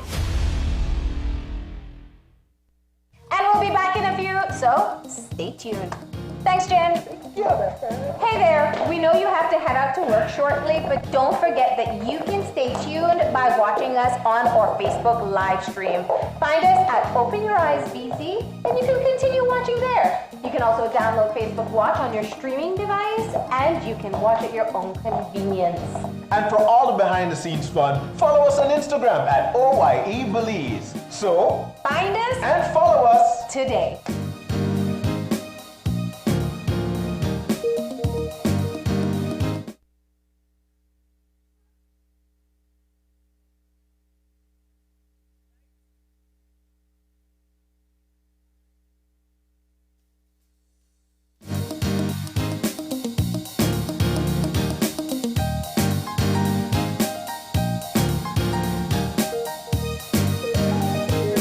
Welcome back to Open Your Eyes. We're moving now into our third and final segment for the morning.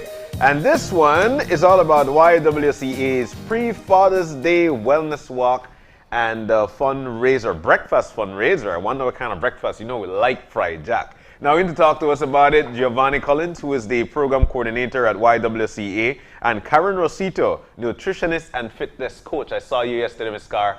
Good morning and welcome. Doing your workout. It's nice to have you guys in, and it's always a great conversation when it comes to the YWCA. So let's talk about this Father's Day Wellness Walk and Breakfast Fundraiser. Who came up with this idea? Well, to be quite honest with you, I think due to COVID, a lot has changed. Yeah. And everybody had stumbled on their knees, and we at the YWCA, we're always working with Ms. Karen Rosito, who is the founding member of Health Maps, where their business is in regards to wellness. And so we thought that since Corona and the lockdown, everybody has come off of their wellness regime. And we at the YWCA are trying our very best now to uplift the organization back to what it was so that we could offer services. So we decided to hand in hand collaborate with Health Max to ensure that we could push off this fundraiser to one, focus on wellness, and two, so that we could have something to do with our dads for Father's Day. So that's where the idea came up. And we decided to run with this idea, and we're just inviting the general public to support. Yes, So I love that you are encouraging people to go out and walk as a family, a healthy activity to get Father's Day weekend started. Karen, we know this is something you have always advocated for, that if you're going to go out and exercise and get moving, make it a family event. Let's talk about how this ties into what you promote. Okay, so as you know, Marlene, and a lot of Belizeans living in Belize knows, let me try to block this slide. Go ahead. Okay, I have been doing walk from the park since February, every Saturday. So, as you know, I'm closely related to the Y. We're almost like first cousins. So we said, why not do a 5K from the Y for the Y? Mm-hmm. It's the same 5K that we do, just a different route. Okay. The aim, of course, operative word, fundraising. We have to help the Y to raise funds, to keep their doors open, to do what they do best for the general public. So Cheryl Terry, who sits on the board, and I decided, like, why not just do the same thing? The big difference is the walk starts at the Y and it ends at the Y. No, why, no? So tell us the route then, Cara. I mean, I'm sure this is a great initiative. Tell us the road. Where are you guys going? Okay, we start at the Y. Literally, the street is going to be blocked off, so we'll do our little warm up, and we head right to the Palote in front of Cleopatra White Palote, straight down Princess Margaret Drive, and down to Golden Bay. Make a right on Craig Street and another right on Barrack Road, and then straight into Freetown Road. 5.1 kilometers or 3 miles. Sweet. More or less. All right, and then ending right there in front of the Y, because Freetown goes straight into St. Thomas, and you're good. Yes, we plan to have a DJ in a pickup truck or something with music. It's not a race. We want to include everyone, so it's just paced walking. Even if you're a slow walker, you'll make it in the 1 hour and 5 minutes that we have allotted for that event. Okay, wow. 1 hour and 5 minutes. Okay, and when you get back to the Y, is it going to be the soca session that we've seen you had on the weekends? On the evenings? Yes, it'll be a soca warm up, a soca cool down. Okay. and we'll have great prizes. So when you pay your $5 to register, you automatically get a raffle ticket that will entitle you to win one of many things. Okay. Wow. Now, Giovanni, you also said there's going to be a breakfast fundraiser. So that's one of the ways to entice the dads too, that the reward is a nice big breakfast for a king when they're done. That's so true, Marlene. We're moving towards this one dad package whereby you spend time with dad, you do something for both of your health or for the entire family's health. When you're finished, I know you'll probably be hungry. The YWCA is asking for a $5 donation to then purchase a scrumptious breakfast that will be nutritious. Of course, it will taste nice. And of course, I know it's all about that. So it's sitting down with your dad, having breakfast, talking, catching up. And for those who don't have a dad, we consider it as a remembrance. All right. So you do it for a remembrance of your dad.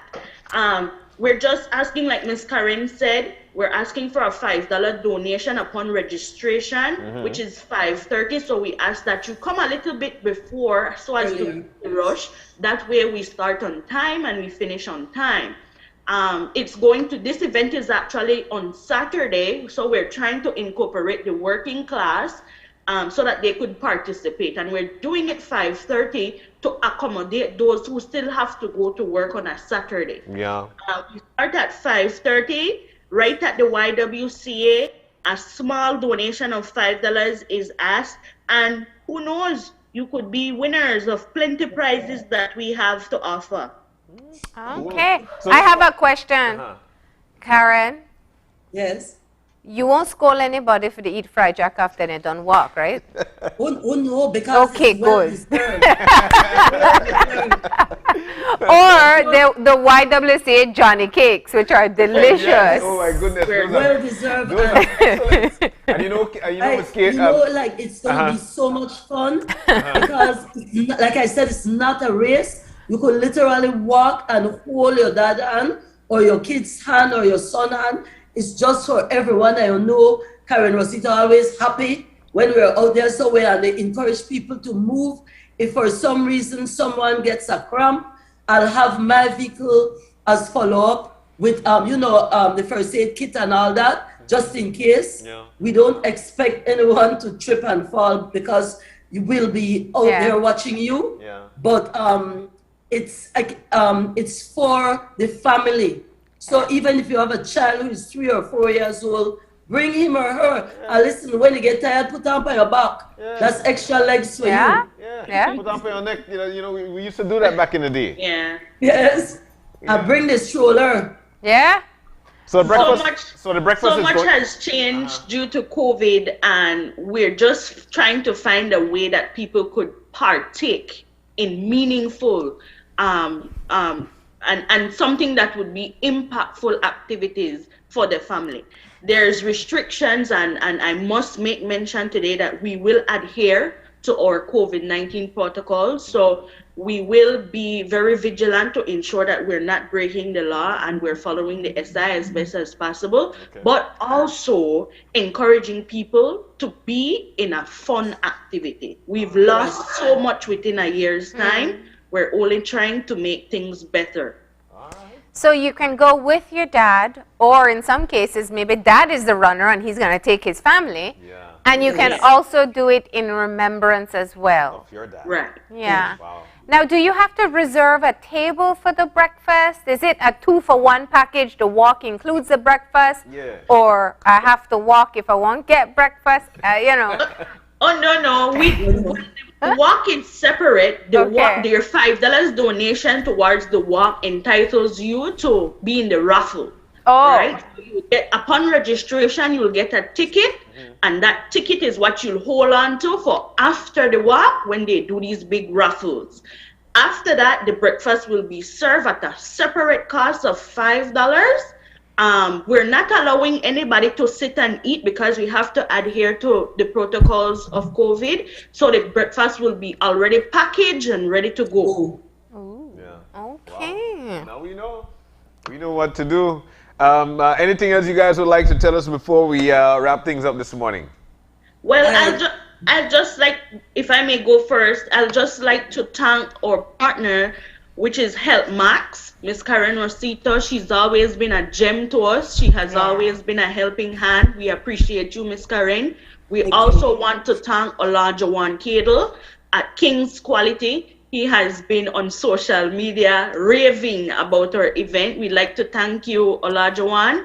The board of directors at the YWCA who have to sit down to make the hard decisions, the staff of the YWCA, and of course, I'd like to thank Open Your Eyes. You guys on set, we appreciate you so much. It's always a pleasure to be on your show. All right. Ms. Carr?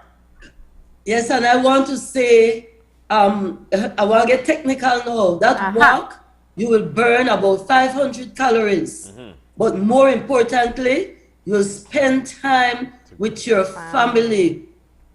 Family is the most important thing you have in your life. Yeah. Even if it's just an hour to walk, to watch the birds, to breathe in fresh air, to admire or see, and everything in between, it's a family time. Yes, and that's what we'll be doing. Yeah. Yes. Yeah. Nice. So I ask you to come out. I have my crew as far as Hattieville and Milate and Ladyville and Lordsbank to get together as you usually do, carpool and come. It'll all be over by about 7:15. All right. So now we know exactly what to do, how to do it, and what we could get when we do it. You know, this morning upon an introduction to the program a while ago, I used the word fried jack. I hope that's not on a list of your bad words, Karen Rosita's bad words. Fried jack. No, because if you eat fried jack, you well know that it's 3 fried jacks, so you have to burn it back. Miss Karen. I don't think we'll have fried jacks, by the way. It'll be Johnny Cakes. All right. Right, YWCA's signature Johnny Cake.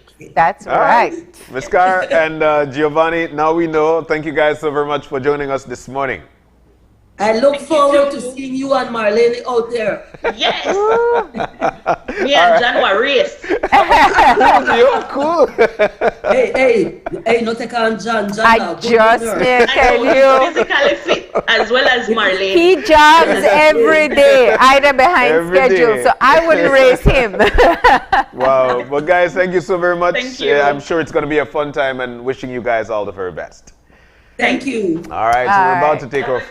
You guys too. We're about to take our final break of the morning. When we come back, we will be wrapping things up. Stay with us. We'll be back.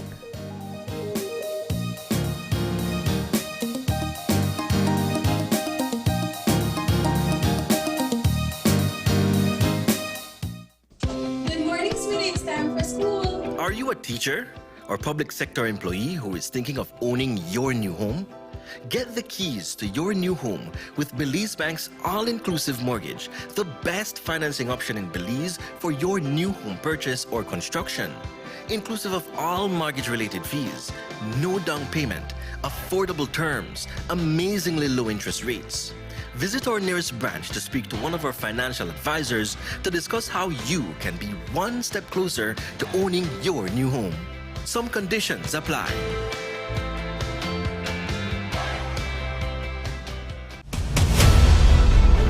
Dwayne Moody, Isani Cayetano, Andrea Polanco, Paul Lopez. Your News 5 Belize teams do whatever it takes. Go wherever they need to go, so you can catch the story wherever you are, whenever you want, on whatever device. Channel 5 Belize on television, Facebook, Instagram, and YouTube. Because news is now everywhere, all the time. And so are we. Smart continues to expand its internet coverage countrywide to help you live a smarter life. Our villagers are very happy. They are pleased to know that Smart went the extra mile to put a tower in our village so that our villagers can get live streams on their TVs and they can get their kids doing their online classes. I want to say to Smart, thank you for making it possible for us to get internet in Gardenia Village. We really do appreciate it. Smart continues to take the internet and mobile services to communities across Belize. Now save even more when you bundle your Smart broadband with Smart mobile services. Smart, bringing people together.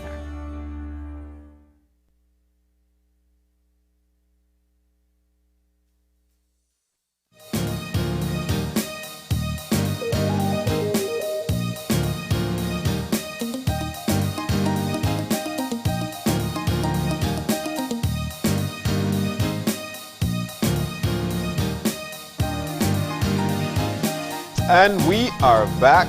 And just like that, we've come to the end of our program for today. We'd like to thank all the guests that we had this morning.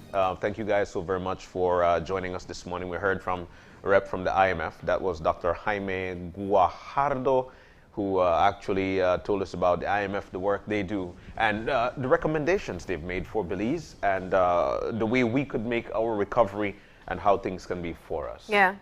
No, I think it was really a great conversation to kind of put into perspective what they have observed in their recent visit, and what the recommendations are and how it aligns with our existing economic recovery plan. It is, of course, a very tough time, not just for Belize, but Belize is in a particularly tough spot, and so being able to hear the perspectives and some of the findings and recommendations that they have is critical in being able to put it into the wider discussion. Definitely. I also want to say a big thank you to Ishel, to Sasha, to Carlette, as they joined us this morning to raise awareness with elderly abuse, what to look forward to, the signs and symptoms of those things. And we must understand that we need to love our elderly as they provide to us nothing but wisdom and, of course, love. So thank you guys so very much. And, of course, the Y. They are having their pre-Father's Day Wellness Walk and Breakfast fundraiser on June 19th. It's going to be a great time. All you need to do is to pay $5 to register. The walk starts at the Y. $5 to register, like we mentioned. It's going to be a 5K, somewhere around 5.1K, somewhere around 3 miles. It's going to be a great time. Just an hour walking. Just an hour. You know, think of it that way. It's just an hour of walking. Yeah, and you know, and they'll be having a DJ in front, so you could, you know, walk and wine or walk and just, you know, just have some fun, and you'd be surprised of how great you're going to feel following a 3-mile walk. And a breakfast fundraiser as well. So when you get back to the Y, there'll be breakfast on sale. Take out the family and do enjoy. So Karen and Gio, thank you guys for joining us this morning. And to you, without you, this is not possible. We're so great that you're able to open your eyes and start your morning right with us. If you've got any questions, any concerns, drop us a line at oye@channel5belize.com. Yeah, you can also find us on Facebook at Open Your Eyes BZ and on Instagram at OYE. And you could always join us again tomorrow morning when you open your eyes to start your morning right. Keep your eyes, your minds, and your hearts open. We'll see you soon. Enjoy your day, Belize.